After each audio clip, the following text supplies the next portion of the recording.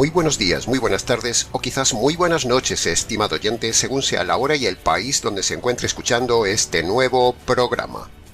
Les habla como siempre el pastor bautista Nikos Ricoy, director del programa Encuentros y del ministerio Tinajas, llenando siempre a cada persona que nos escucha con el agua fresca y limpia de la palabra y ayudando a los oyentes a sumergirse en las profundidades coralinas de la palabra de Dios desde aquí en España para todo el ambiente hispanoamericano.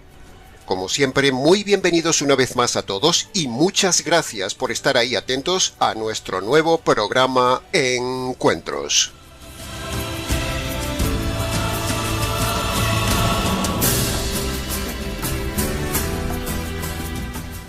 Estamos ya, estimado oyente, en el quinto programa del año y en el tercer y último programa de esta miniserie sobre las mal llamadas tentaciones de Jesús.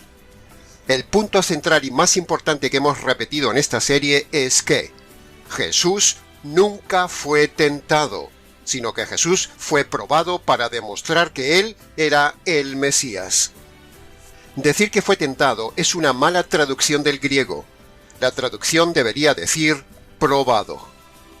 La Biblia dice claramente que Dios no puede ser tentado. La Biblia dice también que Jesús es Dios. La Biblia muestra que Jesús no tenía una naturaleza caída, por lo tanto, ni en su parte humana ni en su parte divina, nunca pudo haber sido tentado. Es pura lógica, estimado oyente. Jesús no tenía una parte fuerte, la divina, y una parte débil, la humana. No. Eso sería una herejía, y eso es lo que enseñan la mayoría de los predicadores del día de hoy. Pero nosotros no. Jesucristo era perfecto e inmutable en todo su ser. Jesús fue probado, pero no fue tentado. La diferencia de estos dos conceptos ya la hemos tratado en los programas anteriores.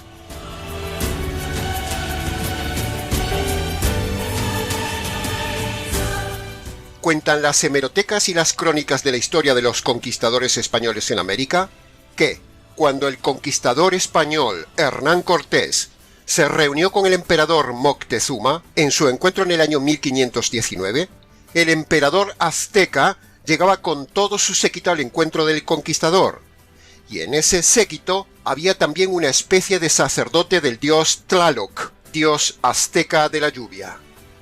Este sacerdote llamado Quihuaitl-Lacapoc tenía la función de escuchar e interpretar el sonido de la lluvia, ya que los aztecas creían que el dios Tlaloc les enviaba mensajes a través de cada aguacero de lluvia.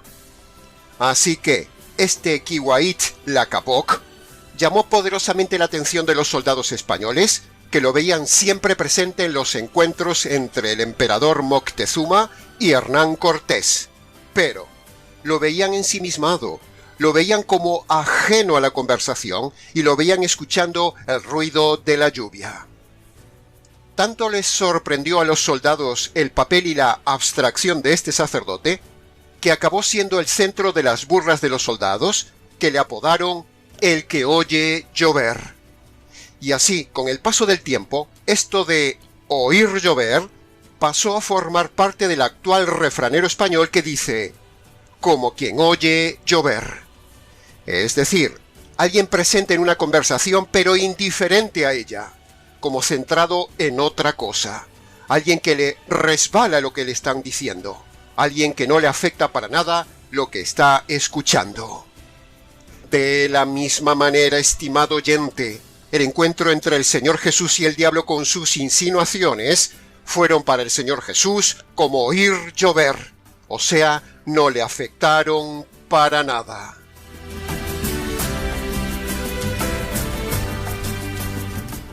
A lo largo de los siglos, a través de la literatura, la pintura, la escultura y por medio de sus líderes, la religión durante siglos nos ha bombardeado para tratar de hacernos ver en este tema de las mal llamadas tentaciones de Jesús, una imagen de Jesús débil, como luchando, como resistiendo, como sufriendo.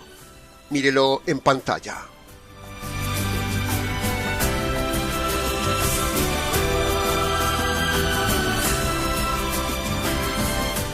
Y precisamente el diablo es el que está detrás de la religión, instigando esta idea errada de un Jesús débil. La religión y los religiosos nos han dado una imagen de Jesús sufriendo, lánguido, dudoso, resistiendo, luchando en agonía, como acongojado, deprimido, angustiado, como deseando que terminara pronto ese mal trago. Pero no, Jesús no sufrió, Jesús no lo pasó mal, estimado oyente, Jesús no pasó un mal momento, Jesús ni se inmutó ante el diablo. Por el contrario, el Señor Jesús solo demostró poder y paciencia con ese ser terrible llamado el diablo, porque aún no le había llegado la hora de aplastarlo. Jesús tuvo mucha paciencia y temple con el diablo, estimado oyente. Escuche bien esto. El débil fue el diablo, no el Señor Jesús. Pero la falsa religión nos ha dado una imagen falsa del tema. Lo que sucedió entre el Señor Jesús y el diablo en el desierto fue una auténtica demostración del poder del Señor Jesús, imbatible ante las circunstancias y ante el enemigo.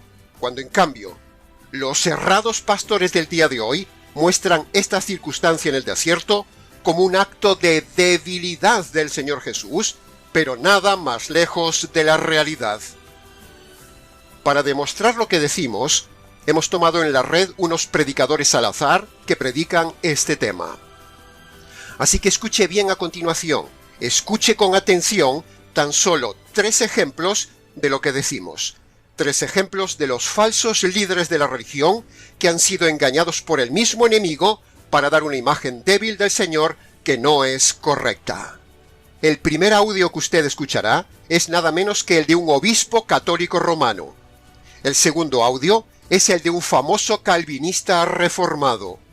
Y el tercer audio es el de un paupérrimo predicador cualquiera. Escuche con atención. ¿Qué nos revelan las tentaciones de Jesús en el desierto? Ha sido también conocedor de lo que es esa experiencia de debilidad, de ser acosado, de ser tentado. ¿En qué sentido eso fue una tentación real para Jesús? Yo quiero que se entienda que fue una tentación real. Yo creo que cuando Satanás le dijo a Jesús, di que estas piedras se conviertan en pan, Jesús comenzó a salivar. Lo que nos va a mostrar aquí en la tentación es la realidad del sufrimiento. Nuestro Señor Jesús sufre de manera indescriptible. Habría la posibilidad, según nos puede revelar el pasaje, de que el Señor Jesús fracase, no pueda llegar a cumplir el plan de salvación. Ahora, si usted recorre Internet, encontrará docenas de prédicas, tanto escritas como habladas, con la misma idea de predicadores que dan una idea lacrimógena de un Jesús débil, luchando, en agonía y tratando de salvar la situación a duras penas. Pero, esa imagen de Jesús es falsa.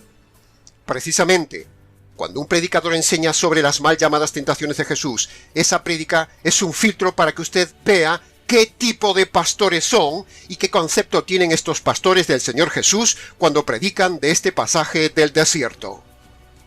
Si un pastor da una idea de Jesús débil, ese pastor no tiene ni idea de la hipóstasis de Jesucristo y es un ignorante, a la vez que es un hipócrita, porque por un lado se pone a alabar a Jesús cantando en la iglesia, y por otro lado aquí, en el tema de las mal llamadas tentaciones de Jesús, lo rebajan diciendo que Jesús fue débil. Tiene la demostración de la hipocresía de lo que decimos de esta gente en los 3 audios que acaba de escuchar.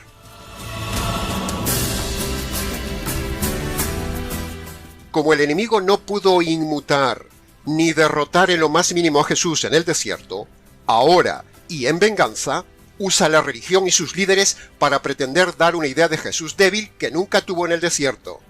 Esa es la pataleta de un enemigo derrotado y la estrategia perversa y retorcida del enemigo. Es como que, con la religión y las malas traducciones bíblicas, el diablo usara a estos hombres para darnos una idea de debilidad de Jesús, cuando en realidad, nada más lejos de la verdad. El que fue avergonzado, el débil y dañado fue el diablo. Jesús salió más que vencedor ante el intento del diablo de hacer recaer. Por eso, la imagen real teológica y bíblica que nosotros queremos transmitirle hoy a usted en este mensaje es el de un Jesús implacable ante el enemigo. Una imagen de Jesús con temple, con gallardía, con control, con dominio, con poder. Un Jesús de indiferencia en las insinuaciones del diablo que a Jesús no le impactaron en lo más mínimo. Como decimos en España, para Jesús fue como oír llover. Jesús ni se inmutó ante el diablo. No tembló, no dudó, no padeció, nada de nada. Esa es la falsa idea que la dan los predicadores falsos del día de hoy porque son unos engañados del diablo.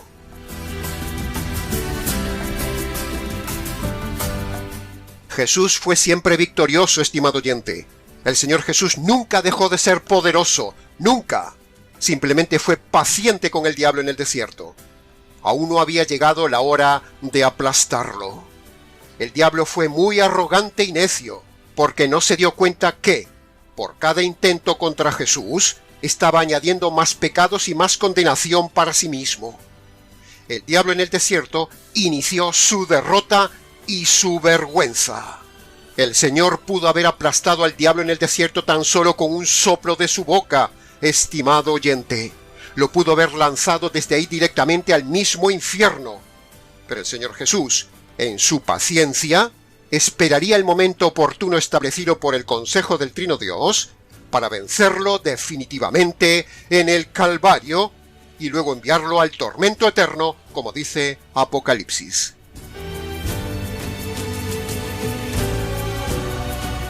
Jesús no estaba debilucho, estimado oyente, ni gastando todas sus energías anímicas en resistir al enemigo, no. Jesús tenía escondida su gloria y su poder, como lo demostró en la transfiguración, y pudo haber aplastado al diablo con ese resplandor de su gloria. Jesús demostró paciencia pero firmeza, paciencia pero radicalidad con el diablo. Jesús fue más que vencedor, pero lo hizo de forma callada, no de forma triunfante como se esperaría. Lo hizo de forma inesperada para los religiosos, y por eso los falsos líderes interpretan esta actitud de Jesús como derrota o debilidad. La fortaleza de Jesús no está en la estridencia de su forma de actuar, no está en el ruido, no está en el sensacionalismo, está en el control, en el temple, en el dominio propio, en hacer precisamente lo que hizo con el diablo en el desierto. Así debe hacer usted también con el enemigo, estimado oyente. Deje que peque el enemigo, deje que el enemigo se desgaste, deje que se canse, pero no peque usted por causa del enemigo. El diablo pecó contra Jesús y un día lo pagará muy caro. Eso que hizo el diablo no va a quedarse así sin castigo, estimado oyente. El diablo se ha metido nada más ni nada menos que con el Señor del universo. El Señor un día hará justicia contra el diablo. El diablo se ha metido nada más ni nada menos que con el Hijo de Dios. Y también, cuando el diablo desafía a un verdadero Hijo de Dios, no sabe la que le espera.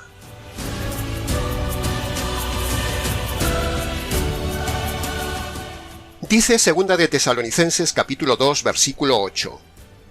Cuando se manifieste el hombre de iniquidad, el Señor Jesús lo hará desaparecer con el simple soplo de su boca y lo aniquilará con el resplandor de su gloria. ¿Se da cuenta de este pasaje, estimado oyente?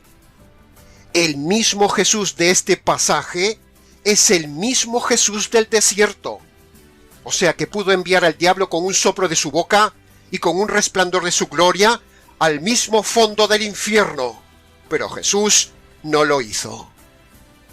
Recuerde que en la transfiguración Jesús muestra lo que tenía guardado, su gloria, y el Jesús de la transfiguración es el mismo Jesús del desierto. Apocalipsis capítulo 20 versículo 10 dice: El diablo fue lanzado al estanque de fuego y azufre, y será atormentado día y noche por los siglos de los siglos. Fíjese en la fuerza que tiene esa frase, estimado oyente. Fue lanzado. Así pudo haber hecho Jesús con el diablo en el desierto. Lo pudo haber lanzado desde ahí mismo, pero si no, ¿cómo se hubiera cumplido toda justicia? Como dijo Jesús en el bautismo. Era necesario que todo sucediera así, y en el orden que tenemos en la Biblia, porque Dios es un Dios de orden y así lo había dictaminado. Así que, estimado oyente, cambie esa idea de que Jesús en algún momento fue débil en el desierto. Esa es una idea falsa dada por los líderes religiosos de hoy, pero no es la verdad teológica hipostática. Yo diría más bien que la furia y la ira provocada por el diablo la contuvo Jesús para no destrozar ni aplastar en ese momento a ese ser tan arrogante que pretendía desafiar nada menos que al mismísimo Dios, el Creador, el Señor del universo. El único dolor que tuvo Jesús fue desde Getsemaní hasta el Calvario, donde allí fue declarado maldito, abandonado, rechazado y ejecutado por su familia divina. Ese fue el único y gran dolor del Hijo de Dios, pero no el producido por el diablo en el desierto, ni tampoco en la cruz del Calvario.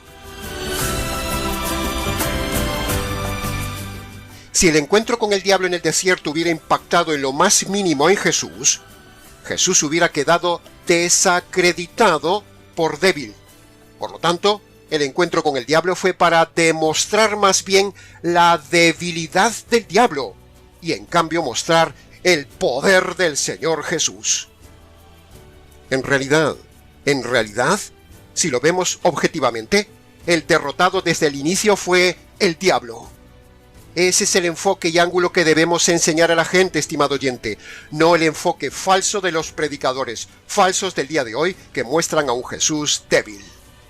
Las pruebas del desierto fueron la primera gran victoria de Jesús sobre el enemigo, la forma de aplastar a un ser desesperado por el control del hombre y del mundo. En cambio nosotros, desde este ministerio y desde este canal, queremos darle a usted la imagen correcta de este tema, la imagen de Jesús más que vencedor, y denunciar la imagen de la falsa religión que nos ha dado del Señor Jesús en el desierto. La religión es el instrumento mediático del diablo.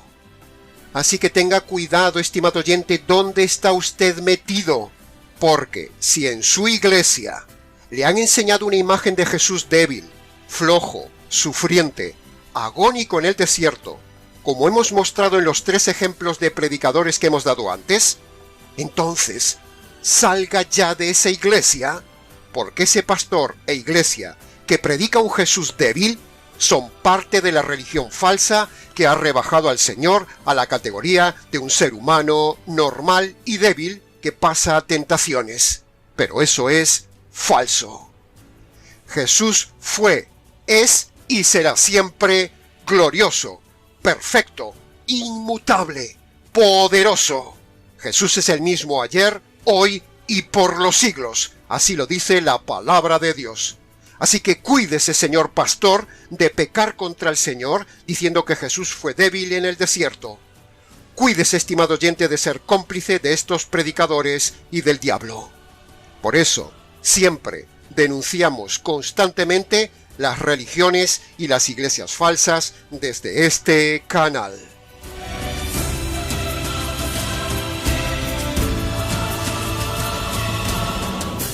Dice 2 de Pedro capítulo 2 versículo 4. Dios no perdonó a los ángeles que pecaron, y entre ellos está el diablo. Por eso, el diablo está enfurecido, porque Dios no le dio una oportunidad de salvación. El diablo está enfurecido porque no pudo vencer al Señor Jesús. El diablo está enfurecido contra el hombre como venganza indirecta hacia Dios, y el diablo está enfurecido porque le queda poco tiempo. El mismo diseñador del Evangelio, que le dio poder al Evangelio, no podía ser débil ni carecer de poder en el desierto, estimado oyente. Es pura lógica. ¿Cómo se le ocurre pensar que Jesús va a ser débil, frágil, a punto de caer, si es el ser más poderoso del universo y el diseñador del poder más grande del universo, el Evangelio. Estamos hartos de estos predicadores que muestran a Jesús débil y un evangelio falso. El poder del Evangelio es el poder mismo de Dios en manos del convertido, y no hay demonio que resista ese poder. El Señor Jesús, el diseñador del Evangelio, el arma espiritual más poderosa contra todo enemigo, no podía ni siquiera inmutarse ante un ser tan despreciable como el diablo.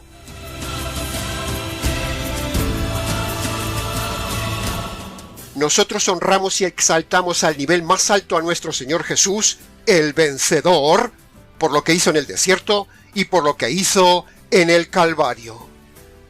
Recuerde lo que dice Apocalipsis capítulo 19, versículo 16. Él es el Rey de Reyes y Señor de Señores. A Él sea la gloria hoy, ahora y por los siglos de los siglos. Amén. Aleluya.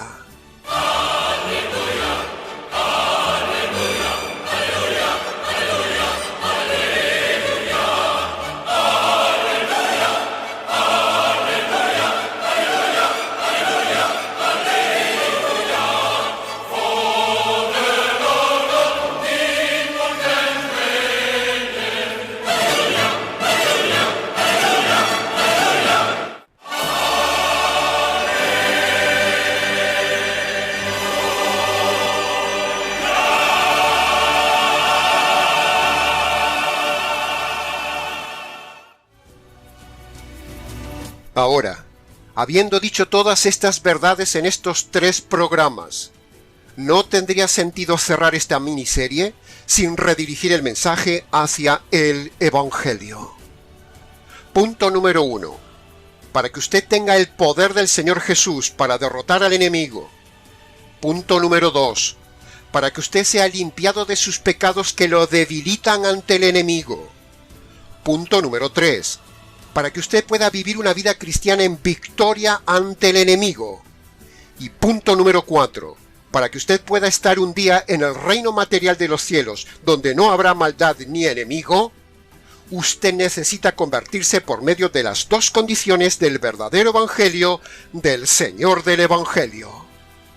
Así que, antes de terminar esta serie, permítanos desgranar punto por punto, una vez más, las 2 noticias y las 2 condiciones del Evangelio para que usted tenga perdón, poder y salvación. El plan de salvación bíblico y jurídico es este que detallamos a continuación. Lo hemos diseñado para usted en 2 noticias jurídicas. Síganos atentamente en la pantalla. Empecemos por la primera y mala noticia, que tiene 2 puntos jurídicos. Punto jurídico número 1. Todo hombre debe reconocer ante Dios que es un delincuente a causa de los muchos delitos cometidos en toda su vida por haber roto las leyes de Dios. El hombre es un delincuente en busca y captura bajo la justicia divina. Si Dios le da alcance y le quita la vida con sus delitos sin perdonar, lo enviará a la cárcel eterna. Punto jurídico número 2 de la mala noticia. Usted debe reconocer que Dios es un juez justo, y por lo tanto Dios tiene que hacer justicia sobre los delitos e injusticias cometidas en su vida. Dios no puede saltarse la justicia que merecen sus injusticias, estimado oyente. Dios no es un Dios bonachón, tampoco es un Dios consentidor del pecado, ni un papaíto, ni tampoco perdona al hombre por el simple hecho de arrepentirse y pedir perdón ante Dios. Eso sería antijurídico. Ahora, habiendo dicho estos 2 puntos terribles de la mala noticia, escuche ahora la buena noticia con sus 2 puntos jurídicos. Punto jurídico número 1. Dios, en su paciencia, está aplazando la sentencia de justicia y muerte sobre usted para que usted se convierta por medio del Evangelio. Si Dios cortara su paciencia y le aplicara hoy la justicia que usted merece, entonces Dios lo enviaría al castigo eterno. Pero, si usted aún está vivo, es porque Dios le está otorgando paciencia. No la desaproveche.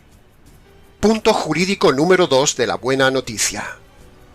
La justicia que usted merece recibir por sus injusticias le cayó un día al Señor Jesús en la cruz, cuando el Padre, en complicidad con el Espíritu Santo, mata al Hijo para descargar la ira y la justicia divina que usted provoca ante Dios por sus injusticias.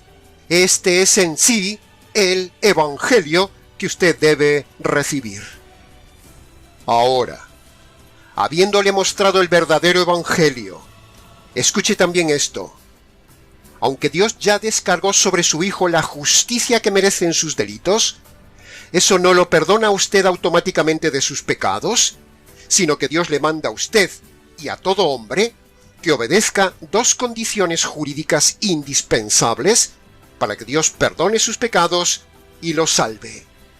Esas dos condiciones están registradas en Marcos capítulo 1, versículo 15.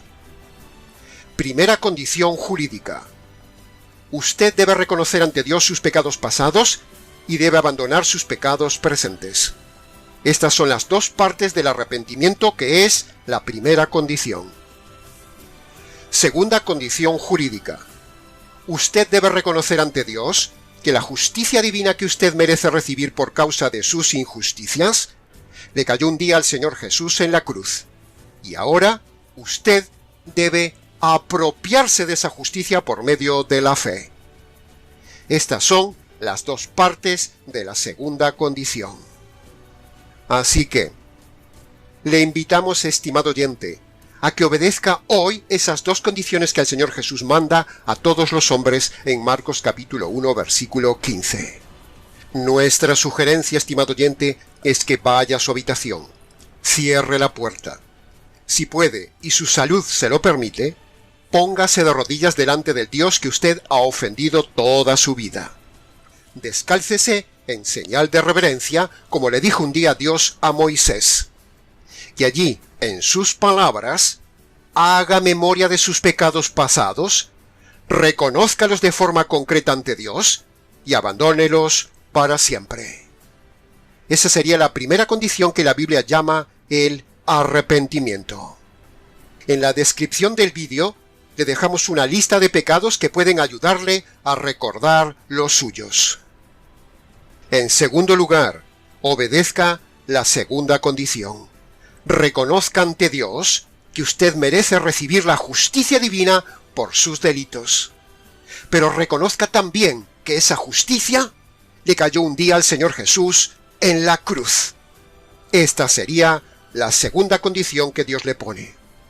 Cuando usted obedece esas dos condiciones jurídicas de Marcos capítulo 1, versículo 15, entonces Dios lo declara jurídicamente inocente, totalmente perdonado, bíblicamente salvo, libre de la cárcel eterna, y le da poder para vivir la verdadera victoria espiritual en su vida.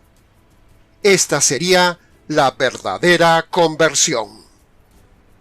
Y no se levante de esas rodillas sin darle gracias al Señor por haber tenido paciencia con usted, por haberle mostrado este verdadero evangelio de la justicia de la cruz, y por conocer ahora el verdadero método de conversión en dos pasos, en dos condiciones, y no el falso método americano de pase al frente, levante la mano, repita una oración, acepte a Jesús en el corazón, o las 4 falsas leyes espirituales. Nada de esto es el verdadero método de conversión ni salva a nadie. El verdadero método de conversión que perdona los pecados son las dos condiciones que pone Marcos capítulo 1, versículo 15. Lo repetiremos hasta el cansancio. Use la razón para entender este mensaje y use su libre albedrío para obedecer este mensaje. Que conste en acta. Y hasta aquí, estimados oyentes, con el tercer y último mensaje de esta miniserie que hemos hecho para usted sobre las mal llamadas tentaciones de Jesús. Mucho más se podría haber dicho del tema, pero con lo dicho es suficiente. Para preguntas, comentarios y demás, si quiere, escríbanos. ¿Les ha compartido una vez más la verdad, solo la verdad y nada más que la verdad del tema? Este expositor bíblico, Nikos Ricoy del Ministerio Tinajas, desde aquí en España para todo el mundo hispanoamericano. Será entonces, con el gusto de siempre, hasta nuestro próximo encuentro con la verdad, aquí en nuestro habitual programa Encuentros.